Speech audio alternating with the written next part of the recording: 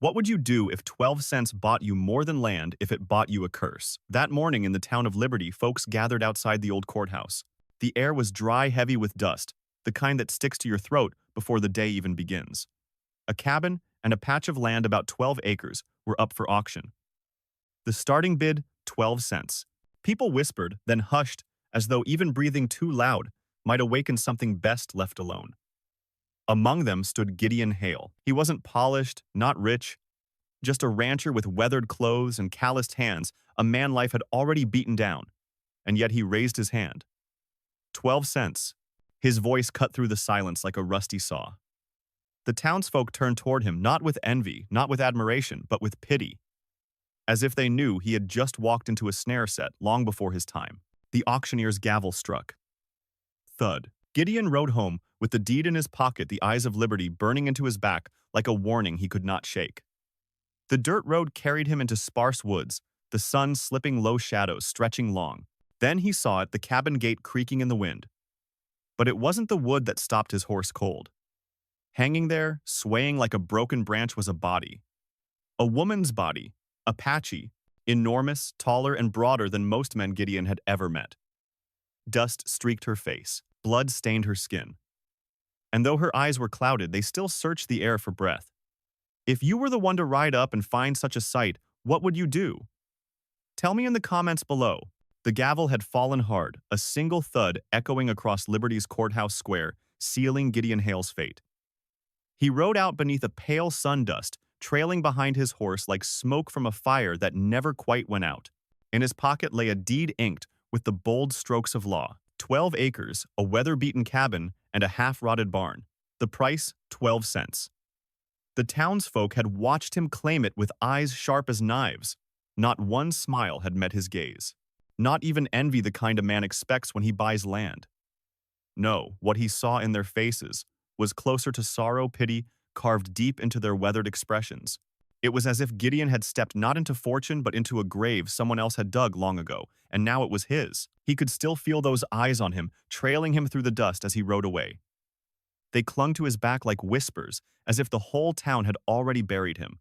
He had been a rancher long enough to recognize danger by the way men avoided it. Liberty wasn't a place that turned quiet for nothing. Something lay coiled around that cabin, invisible but heavy, waiting for anyone fool enough to cross its threshold. But Gideon Hale was already a man with nothing left to lose. His herd had withered to little more than bones, his wife gone to fever, his name little more than a tired echo. 12 cents for land and water, hell, he'd take it. Even if the whole county called him cursed, the road stretched long and lonely through sparse pines. Evening light bled red across the sky, dripping into the earth like the last cut of a butcher's knife. Gideon's horse tossed its head as the tree's thinned ears twitching. That was when he saw the gate. The cabin sat beyond it, slouched low in tall grass. But it wasn't the sagging roof or the gray boards that made Gideon's breath catch. It was the figure hanging from the beam above the gate.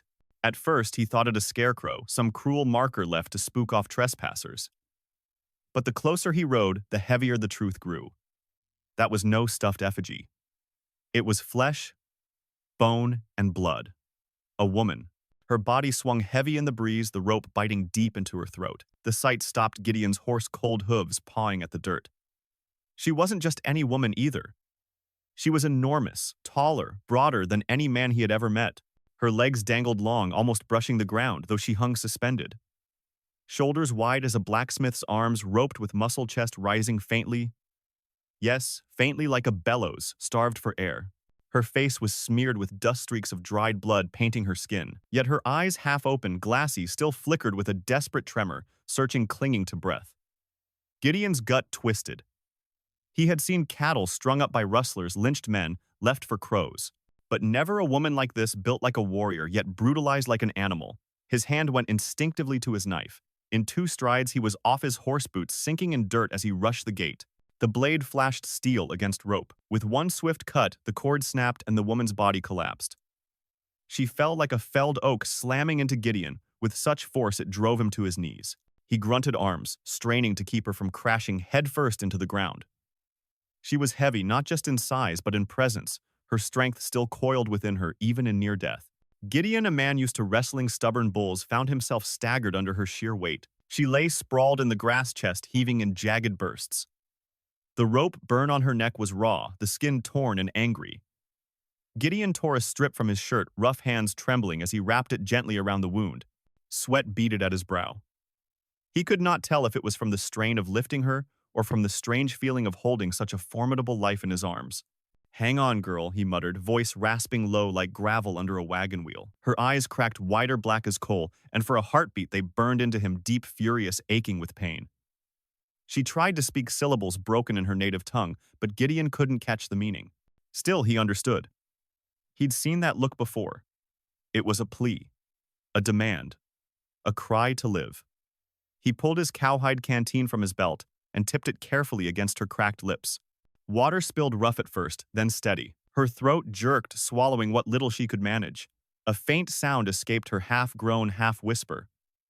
Her breathing steadied, though ragged still. Gideon glanced up at the beam above the gate.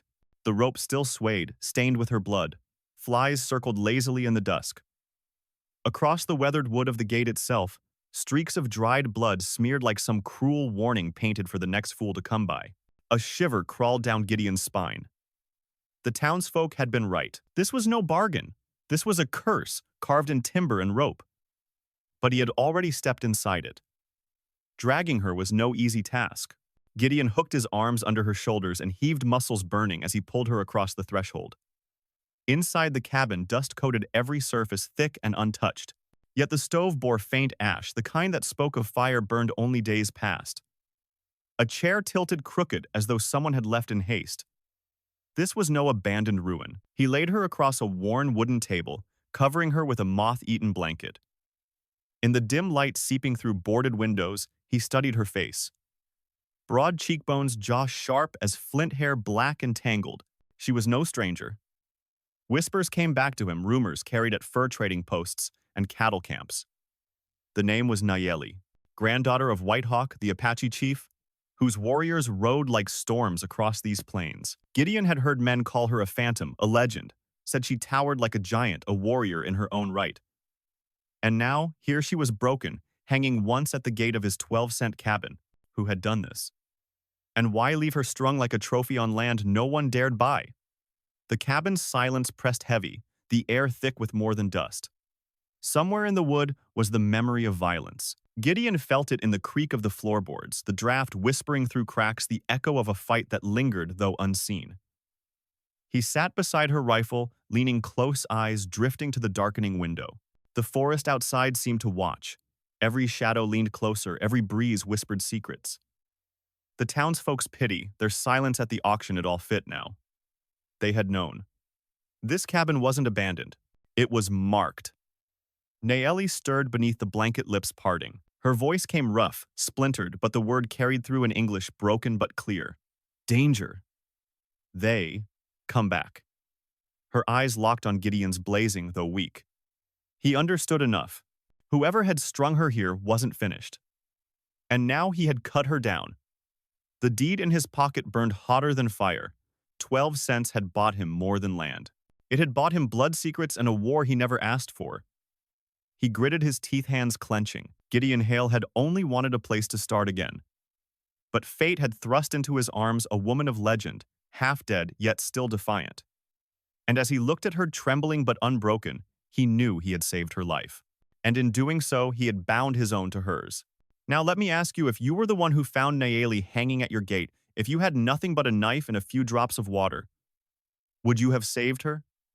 Dawn came slow like a weary hand dragging light across the prairie. The cabin smelled of smoke and sweat of dust, disturbed after years of silence. Gideon hadn't slept. Not really. Every time Naelli stirred beneath the blanket, every time the bed frame creaked under her weight, he opened his eyes again, fingers brushing the stock of his Winchester. By morning, her fever had worsened. Her lips were cracked, her throat dry, and the rope burn on her neck oozed faintly. She needed medicine, clean water, bandages, things Gideon couldn't wrestle from thin air. He left her there in the cabin, locking the door behind him, as if a latch of old wood could keep death at bay. Saddling his horse, he rode down the dirt track back toward Liberty. The prairie wind was sharp, cutting through his shirt, whispering the same warning the townsfolk's eyes had already given him.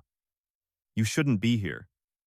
You shouldn't have touched her. The town looked the same as it always had: weathered boards, the clang of a blacksmith's hammer, the sweet, sour smell of molasses drifting from the general store. But when Gideon dismounted and pushed open the door, he felt it at once. Silence. Conversations died. Women bent over fabric, pretended to keep their hands busy, but their eyes betrayed them. Men froze mid-step, pretending to browse tools or nails, yet they all stared at him from the corners of their vision. The moment he crossed the threshold, the air turned heavy, as though the entire room had been holding its breath. Gideon stepped to the counter. The shopkeeper, a wiry man with a crooked jaw and nervous eyes, fumbled as Gideon set a few coins down. "Need bandages," Gideon said, his voice low. "Antiseptic. Flour beans. Anything fresh." The shopkeeper nodded, his hands trembling as he packed the supplies into a burlap sack. He didn't ask questions. Didn't haggle. Just worked, fast eyes darting to the back door, as if something might burst through it at any moment. Finally, when the bag sat on the counter, the man leaned forward, voice no louder than a whisper. "The cabin," he breathed. At Crow's Gate, Gideon gave a single, slow nod. The man flinched. A sewing basket dropped to the floor behind him, spools of thread scattering like marbles across the wood. A woman gasped, pressing her hand to her mouth. It was then the back door creaked open. Boots thudded against the floorboards, steady, deliberate. Gideon turned, and there he was. A tall man filled the doorway, shoulders straight as a post, a wide-brimmed hat rimmed with silver catching the morning light. His coat was long black leather, polished smooth, and his hands hung loose near the iron at his hips. His eyes, cold, gray, unyielding, met Gideon's without a blink.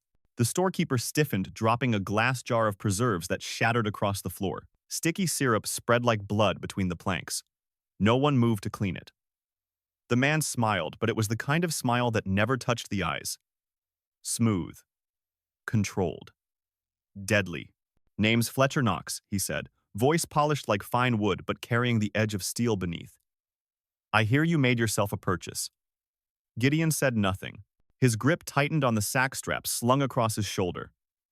Fletcher reached into his coat and pulled out a leather pouch. He dropped it onto the counter with a thud so heavy it made the boards groan.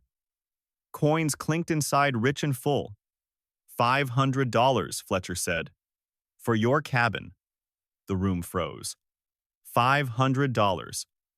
More money than most men in Liberty would ever hold in their hands at once. It was an absurd offer for 12 acres and a rotting shack. And everyone knew it. Gideon kept his face still, but inside something shifted. He heard again the whispers at the auction, saw the pity in their eyes. This wasn't about land. Not about cattle. "You must be buying something else," Gideon said quietly. Fletcher's smile thinned. "I'm buying your good sense. I'm buying your life. Take the money, hand me the deed, and ride out while you still can." A murmur rippled through the store. Women's eyes darted toward the door. Men shifted their boots uneasily. No one spoke, but Gideon felt their fear. "Cabin's mine," Gideon said. Fletcher's gaze sharpened like a blade drawn across whetstone. For a moment, the air seemed to collapse between them. Then, with a slow chuckle, Fletcher tipped his hat, turned, and strode back through the door. His boots struck the boards, with the weight of a death sentence. When the door closed, the silence that followed was worse than gunfire. Gideon gathered his sack and left. Every step back to the cabin felt heavier. The sun was already dipping shadows, stretching long across the prairie. When he reached the cabin, the gate still swayed where the rope had once hung. Inside the stoves, fire flickered low. Naelli was awake now, sitting propped against the wall, her eyes black and steady despite the fever sheen across her brow. "You saved me," she said, her English broken but clear. Gideon set the bag down, poured her water. She drank slowly, then met his gaze again, her voice stronger now. "This cabin, not yours, not anyone's. It is warning." "Warning?" Gideon asked. She nodded, clutching the blanket to her shoulders. "Before me, it was Samuel Hartwell's white man, traitor. He found papers, land deeds forged, signed by judges, by men in power. Proof they stole Apache land. He hid them here." Her voice faltered. She touched the scar at her neck. "They killed him. Hung him at this gate. Like me." To say silence. The fire crackled. Gideon looked around at the cabin walls, at the dust, the scars in the wood, the faint scent of smoke. Every inch of it bore weight. A man had died here for truth. A woman nearly had. Naelli's eyes blazed. They hung me so my people stay quiet. This place, message for town, for all. Do not fight. Do not speak. Outside, the prairie wind rattled the gate, whistling through the empty rope still tied to its beam. Gideon clenched his fists. The weight of 12 cents had grown heavy as iron. The curse wasn't just wood and rope. It was silence. A silence every soul in Liberty lived under too afraid to break. And Gideon Hale, by raising his hand at that auction, had just stepped straight into the center of it. Darkness crept fast over the prairie, the kind that swallowed sound as much as light. Gideon sat near the window slit. Winchester balanced across his knees, his breath shallow and steady.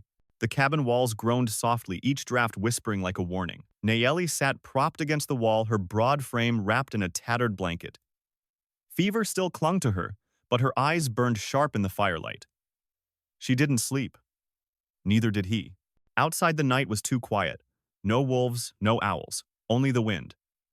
Then came the sound distant, at first a slow rhythm, the dull weight of hooves drumming against earth. Gideon's jaw tightened. He peered through the narrow slit in the wood and saw them crest the ridge riders, nearly a dozen torches blazing in the dark. At their head, silver gleaming faintly, rode Fletcher Knox. The cabin had not even cooled from day's heat, and yet here was death at the gate. They come, Naelli rasped. Gideon chambered around and stood. Then we hold. The riders spread across the field shadows, dancing long in the torchlight. Fletcher's voice rang out across the clearing, smooth and cold. Gideon Hale, he called. I gave you a chance. $500 in your life. That offer's gone. Hand over what's inside that cabin or burn with it. Gideon stepped onto the porch rifle, firm in his grip. Too late for talk, Knox. For a breath, the night held still, silence stretched tight. Then Fletcher raised his hand. Gunfire shattered the dark. Bullets screamed through the air, splintering wood, tearing holes through the cabin walls. The first volley sent Gideon diving back inside, slamming the door shut as splinters rained down. Naelli hit the floor, pulling the blanket over her head as shards flew. The cabin shook under the barrage. Gideon fired back through the slit, the Winchester roaring thunder in the small space. One rider tumbled from his saddle torch, flaring as it hit the ground. The air filled with powder smoke, thick and acrid. Naelli's chest heaved. She grabbed the Colt revolver Gideon had set beside her. Her massive hands trembled, but her grip was steady enough. She raised it toward the window, waited for the shadow of a rider to cross, and squeezed the trigger. The gunshot cracked.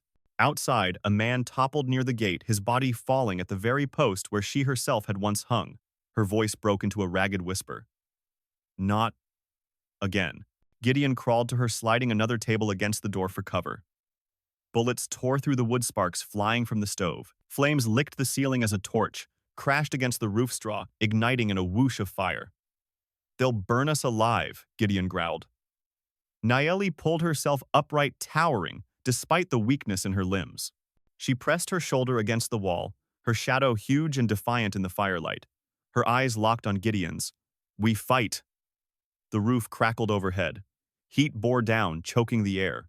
Gideon fired again, reloading with hands slick from sweat. Another rider fell screaming as his horse bolted, but for every man dropped two more surged forward, guns blazing. The cabin was crumbling around them, walls rattling with every impact. Naelli steadied herself against the doorframe. She raised the Colt again, her jaw clenched, her breaths ragged. The shot she fired rang out sharp, striking a rider dead center. He crumpled exactly where her noose had once swung. Her lips curved, bitter and fierce. Justice, she spat, but their strength was failing. The roof was ablaze, smoke choking their lungs. Gideon slammed his back against the barricade, coughing, his rifle nearly empty. Outside, Fletcher's voice cut through the night like a blade. Burn it, burn them both, the men shouted in reply, torches flung high, fire raining against the cabin. Gideon's heart pounded each beat, counting down the final seconds. They were trapped. And then the sound tore through the night, low, deep and primal. A war horn. It rolled across the hills like thunder, shaking the air, drowning out even the gunfire. Gideon froze. Naelli's eyes widened. Another horn answered. Then another. From the tree line came the roar of horses, the shriek of war cries, fierce and unyielding. Torches lit the horizon, not the orange of Knox's men, but the fierce red glow of Apache fire. White Hawk's tribe had come.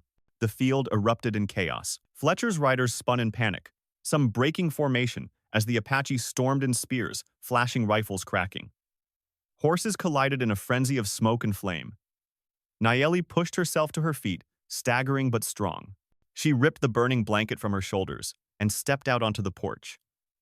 For a heartbeat, she looked like a spirit risen from the grave, tall, scarred eyes, blazing in the firelight. The riders who had seen her hanged gawked terror cutting through their bravado. One dropped his gun outright. "You failed to kill me," she roared, voice echoing across the field. "Now face my blood." Whitehawk's warriors surged around her words, the war cries splitting the night. Gideon fired again, striking another rider as the Apache closed the circle. Fletcher cursed, his silver-rimmed hat glinting as he spun his horse.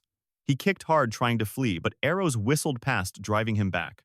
His men broke, scattered some cut down, others fleeing into the dark. The ground shook beneath the charge. Flames leapt skyward. The cabin blazed like a beacon at the center of it all. By the time the last of Fletcher's riders vanished, silence fell again, broken only by the hiss of fire and the ragged breath of survivors. Gideon slumped against the porch rail, chest heaving, rifle limp in his grip. Sweat streaked with soot-cut lines down his face. Naelli stood beside him, taller than any flame, her black eyes glowing like coals. She looked not like a victim, but a warrior reborn. They had survived. But as Gideon looked back at the scorched cabin, its roof half collapsed, its walls torn with holes, he knew this wasn't the end. Fletcher would return. Men like him always did. And worse, Naelli's words echoed still. Somewhere beneath these ruins lay the secret Samuel Hartwell had died for. The true reason the land had been cursed. And that secret was still waiting to be found. Dawn painted the prairie in shades of blood and ash. Smoke still curled from the half-burnt cabin, its charred beams groaning under the weight of what the night had brought. Dead men lay scattered across the fence line, their torches snuffed their horses, long fled. Gideon Hale sat slumped on the porch steps, his shirt scorched, his calloused hands trembling from the fight. Beside him, Naelli stood tall, her skin streaked with soot and blood, her chest rising steady now, like a forge stoked back to life. Then came the sound of hooves, not enemies this time, but kin. From the ridge rode Chief Whitehawk himself, hair silver as moonlight, eyes old yet burning. He dismounted with the grace of a warrior who had seen too many winters, and in a single breath, Naelli was in his arms. The granddaughter thought lost, clinging to her grandfather with tears that mingled with soot. "My blood still lives," Whitehawk murmured. His gaze shifted to Gideon, steady and grave. "But this cabin, it holds more than wounds. It holds what men like Knox would kill to bury." Gideon turned his eyes to the blackened walls, remembering Naelli's words. Samuel Hartwell. Forged deeds. And silence bought with blood. Somewhere in this cabin was the reason men had strung her up like a warning. Inside, the air was thick with smoke. Gideon knelt on the scorched floor, running his hand across warped planks. Something felt wrong. A patch of wood darker, sealed tighter than the rest. He knocked his knuckles against it hollow. "Here," he muttered. Whitehawk signaled two of his warriors. Axes struck, splitting resin and wood until the boards gave way with a groan. Beneath, buried in a shallow pit, lay a rusted iron chest, its surface eaten with time, but its lock still intact. Gideon pried it open. Dust billowed up, the smell of old leather rising. Inside lay scrolls, folded deeds, ledgers, all stamped with seals that gleamed faintly red even after years in hiding. Naelli leaned forward, her eyes narrowing. Hartwell's proof. Gideon lifted one sheet into the light. The ink was faded, but clear enough. Land deed, Apache territory, signed Judge William Crane. Stamped Governor Marcus Webb. Page after page, the pattern repeated. Forged sales. Stolen ground. Payments scribbled in ledgers, alongside names of sheriffs, traders, ranch owners, all complicit. Tens of thousands of dollars traded for silence.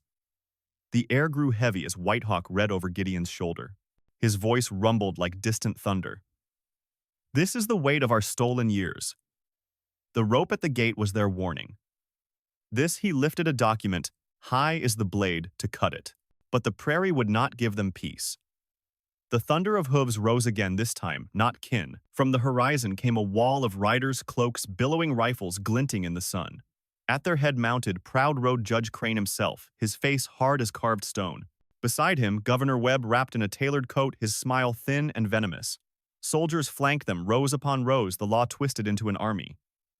They stopped at the gate where Naelli had once swung. Crane's voice bellowed across the field. "Hand over the chest."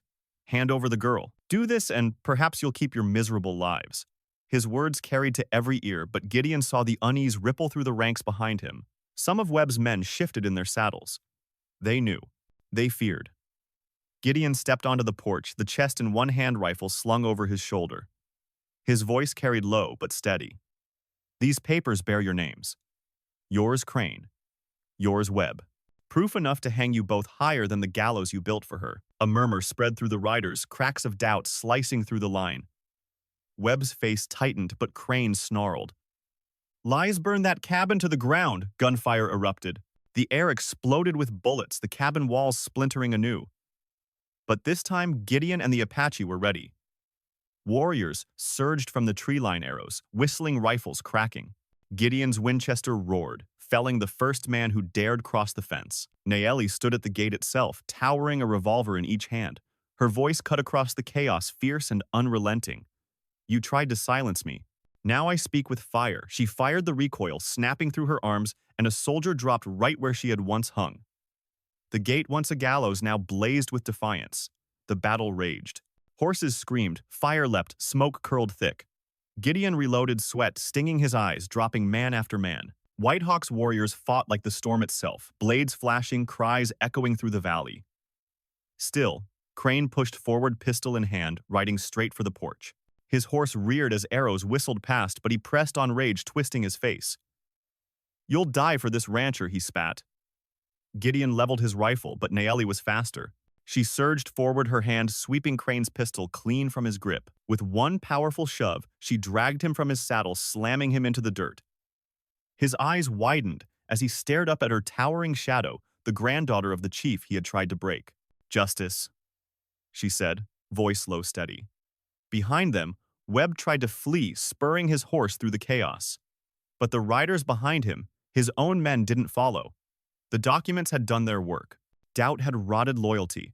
By nightfall, it was over. Crane was bound, dragged before the Apache and townsfolk alike. The chest of evidence was carried to the territorial marshal. Days later, word spread like wildfire. Crane and Webb, once untouchable, now faced shackles and trial, their empire of fraud crumbling under the weight of their own signatures. The cabin, blackened and broken, still stood. Its walls were scarred, its roof half gone, but it was no longer a place of hanging. It was something else now. On the gate beam, where the rope had once swung, Gideon carved a plank of wood. His knife bit deep, steady strokes, cutting into the grain. When it was done, he lifted it high and nailed it in place. The word was simple, but it burned brighter than any torch. Freedom. Naelli stood beside him, Whitehawk at her shoulder, the wind tugging at their hair. Gideon set his rifle down, shoulders heavy, but eyes steady. For the first time in years, he felt something bloom in his chest. Not peace, not yet, but the beginning of it. The cabin had been bought for 12 cents. Cheap wood, tired land. But in the end, it had cost blood, fire, and truth. And it had given back something no money could buy: justice. And justice, once spoken, could never again be silenced. The prairie wind carried away the smoke, leaving only silence and the faint glow of embers. Where once a noose had swung a single word, now stood carved into the wood: freedom. The cabin, bought for 12 cents, had nearly swallowed Gideon's life. But instead, it became a beacon for all who had been silenced. Naelli, no longer a warning, stood as living proof that truth cannot be buried. Gideon knew storms would come again, but some battles once fought changed the land forever. Justice born in blood and fire would endure long after men like Crane and Webb were dust.